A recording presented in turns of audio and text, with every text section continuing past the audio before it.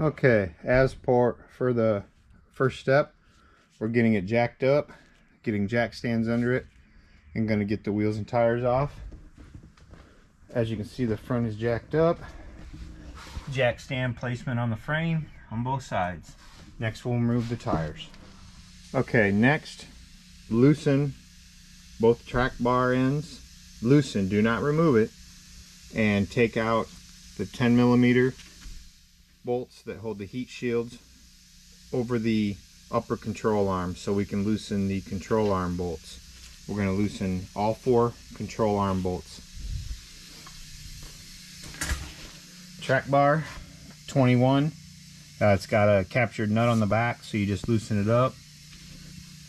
Your other side is going to be a 21. Also, you'll need a wrench on the back. Just loosen that up so the track bar is loose.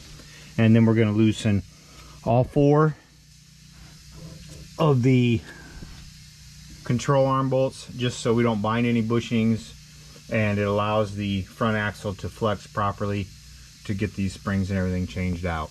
So I'm going to go ahead and loosen all that up, and then we'll be right back. Okay, right here are the 10mm, one on the bottom and one on the top up here, that you're going to have to get the heat shields off of the 2 upper control arm bolts. So once you get them removed, or these removed, then loosen the bolts. Loosen these bolts right here, these ones down here, and these ones back here on both sides. Okay, the lowers are 21mm socket, 21mm wrench on both ends. The uppers are 18mm socket, 18mm wrench to loosen them up. Okay, got everything loose, all the control arms, sway bar, or excuse me, the track bar. It's loose, not removed. And next, we're going to remove the sway bar links, remove the shocks, and remove the brake hose retaining brackets. So we'll be removing these right here, the sway bar links. We'll be removing the shocks, and we'll be removing these 2 retaining brackets for your brake hose and your ABS sensors. Okay, 15mm for the lower brake hose bracket, 10mm socket for the upper, 18mm socket and wrench for the shock, 18mm socket and or wrench for the upper shock,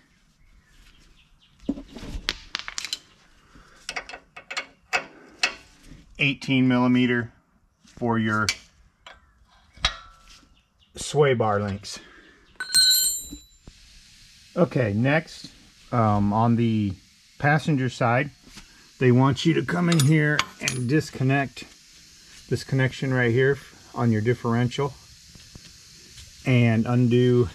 There's a little retaining clip right here and one right here. Let me get a little more light in there, it'd be a little easier to see.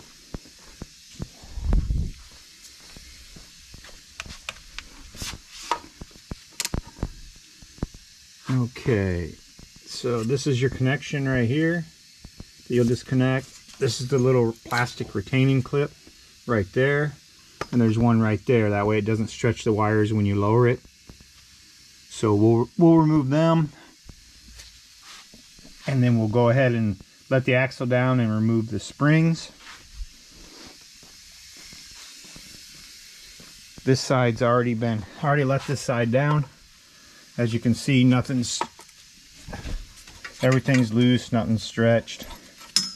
You'll retain the upper seat pad. It's got 2 little nubs that you want to make sure are lined up and sticking through at the top. You can see there's little holes where they go through. You'll discard your lower isolator and use the new ones in the kit, and you'll remove the spring.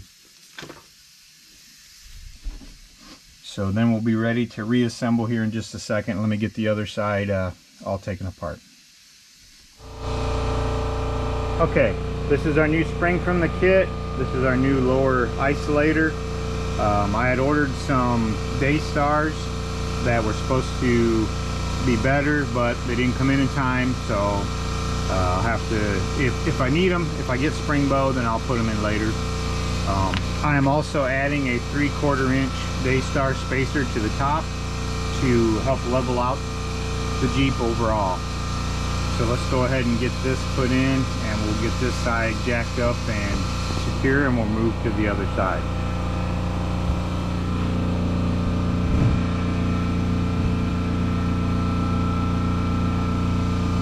The bottom spacer has a little alignment pin that you'll put in, and make sure you get the right spacer for the right side. Let me go see the other one.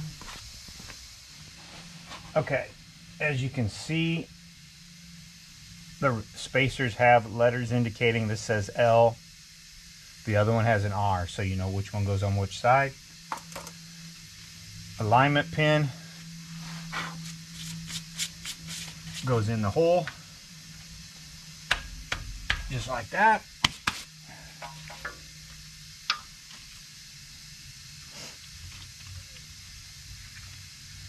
Our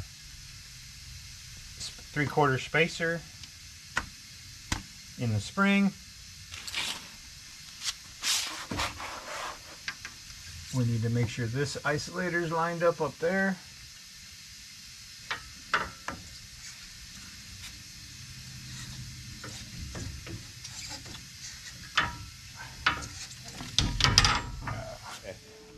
Next, we're going to go ahead and change out the lower control arm. I've noticed on previous videos I've watched people put the spring in and then go to change the lower control arm and can't get it in, and have to put ratchet straps on it and tie it off to ATVs or whatever the case may be. But that's because this lower control arm needs to go in before the spring goes in and puts bind on it.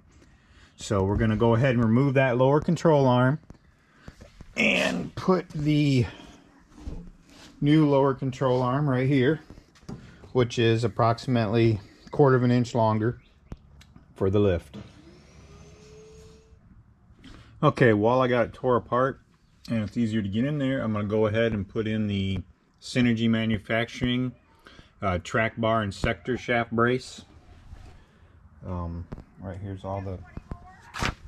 So we just need to remove this bolt from your track bar, let the track bar hang down. We already got the sway bar out of the way, springs out of the way, and then we'll proceed to take these 4 bolts out, put the bracket up, tighten it up, bolt it onto the bottom of the steering gear. Okay, I removed the track bar since I'm going to be replacing it with a JKS track bar. Removed the pitman arm nut. Takes a 42mm socket. I went ahead, got it on Amazon. It was pretty cheap, like 15 bucks. Got a 3/4 to 1/2 inch adapter to use on my torque wrench. Nut came right off. Put the new supplied nut on with Loctite from Synergy. Thick O-ring on the top, thin O-ring on the bottom. Now we greased up the O-rings, and then we slid the Synergy brace onto the frame. Just stuck the track bar bolt in there to temporarily hold it. So then now we want to line up the 4 bolts for the top for the steering gear. The long bolts go in the front, short bolts in the back. Just get them started, thread them in, do not tighten them down. The key to this is to get all the bolts where they go before we tighten up anything. I found it easier to stick a little pry bar through the hole, get this reach around, get it lined up in the gearbox, and then you can pivot the gearbox by pulling down on the pitman arm, put the back 2 bolts in, and then you can go ahead and do the front. That seemed to be the easiest way. Okay, once you get all the bolts in place loosely, here is your aluminum block that sets on your pitman arm shaft that you created. You're going to put a grease zerd in this side. Be careful not to over tighten it. You're going to Loctite a set screw into this side, which indexes into the bronze bushing to hold it in place. Then you will install this over the shaft and into the brace, and we'll put bolts in there. Okay, Synergy sector shaft brace installed. These two bolts are torqued to 60 foot-pounds. These four are torqued to 99. You start with this one, proceed to this one, tighten these four to 99. 30 for this bolt, 30 for your flat Allen head. Grease zert, just tighten it up. Don't over tighten so you don't break it. Other than that, she's installed, ready for the track bar, and then to continue with the lift. Okay, the Synergy kit also includes a new track bar bolt. Yours will be too short with the extended width of this, and the nut won't hit into the lock. I got the new JKS track bar installed. I went ahead and stuck it in there. So it's just sitting there. This bolt's still loose like everything else. I just put the new provided bolt in there and have it set. Okay, I went ahead and just installed the shock loosely. Put the spring in. Got the bump stop just sitting in there.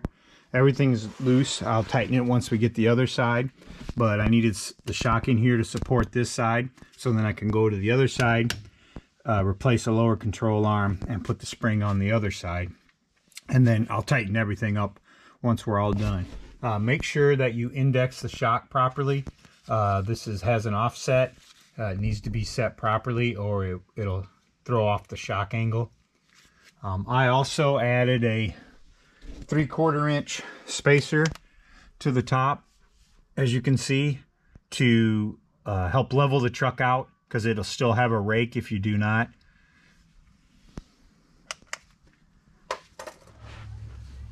Okay, found it was easier for the bump stop to remove the brake hose bracket from the back on the driver's side, or passenger side, excuse me, to get in there and tighten it up. I also went ahead and took the provided lock nuts, and threaded them down on there before I stuck them in the hole. That way the lock nut had threads cut through it, and it made it easier to tighten it on there for sure. So just a little tip, that's the way I found it easier to do. I'm about to put the tires back on, lower it down, and torque everything down to specs. Okay, got the wheels back on, lowered it down, bounced it up and down a few times to get it to settle. Then I went through and torqued everything to the torque specs that comes with the lift. Now I'm about to jack up the rear and put it on jack stands. Okay, back wheels are off. Got the new lift pieces laying here: springs, shocks, bump stops, and sway bar links. So we're jacked up, got the wheels off, got the jack stands under it. Do not overextend the drive shaft. Next is loosen rear track bar, loosen control arms. So we're going to get that done. Take out the bolt that holds the brake hoses so you don't overstretch them, and unbolt the sway bars and shocks. So let's go ahead and get that knocked out right now. Okay, the rear is a much simpler process. I went ahead and took the wheels and tires off. Went ahead and took the rear sway bar links off and just hung the new ones. Went ahead and bolted the bump stop extensions on. Took the shocks off, just hung the new shocks there ready. Now I'm going to lower down the rear end, watch the drive shaft when you're doing it and all your lines, and then get these springs out and hopefully get the new ones in there. Loosen all your upper and lower control arms and your track bar so it doesn't bind anything when you let it down. Then I lowered her back down and tightened up the upper and lower control arms, the sway bar links, the track bar bolts on each side. Once it was all setting on its own unsprung weight. So that's it. Take it for a test drive. I did a measurement. We're 19.5 inches in the front, 20 inches in the rear, so there's still a ½ inch difference. I'm hoping maybe that'll settle out and it'll be perfectly level like I wanted it. Hope you all enjoy this video. Please subscribe, like. Plenty more videos coming your way. Hit that notification bell. Once again, thanks for viewing.